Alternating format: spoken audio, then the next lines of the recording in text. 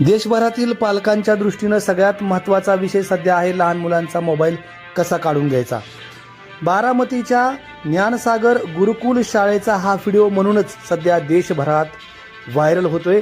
मोठ्या प्रमाणावर लोक पाहत आहेत। यामध्ये लहान मुलांना समोर बसवलेला आहे आणि शाळेतील शिक्षिका मोबाईलच्या विषयी जनजागृती दाखवते। शाळेतून घरी आल्या आल्या आपण दप्तर तसंच फेकून देतो आणि स्कूल बॅग फेकून दिल्यानंतर थेट मोबाईल घेऊन बसतो। मग आपल्याला आई वडील आपल्याला सातत्याने सांगत असतात की तू मोबाईल घेऊ नकोस, पण आपण मोबाईल सोडत नाही।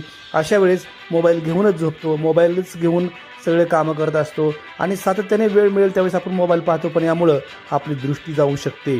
असा संदेश या व्हिडिओमध्ये देण्यात आल्यानंतर डॉक्टरांनी ते तपासलं आणि त्यामध्ये तिचे डोळे गेलेत असं जाहीर करून टाकलं। याचा धसका या बसलेल्या विद्यार्थ्यांनाही एवढा बसला की त्यांना ज्यावेळी हे मोबाईल पुन्हा तुला पाहिजे का म्हणून विचारायला सुरुवात केली, त्यावेळी या मुलांनी नको नको म्हणून सांगायला सुरुवात केली।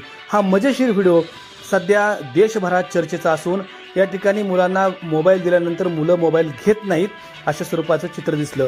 ह्या व्हिडिओची सध्या फक्त बारामतीत नाही तर संपूर्ण देशभरात चर्चा असून या व्हिडिओचे लाखो व्ह्यूज आतापर्यंत आलेले आहेत आणि विद्यार्थ्यांना नेमकं कशा पद्धतीने जनजागृती करावी याचा देखील उत्तम संदेश बारामतीच्या गुरुकुल या ज्ञानसागर गुरुकुल शाळेने दिला आहे।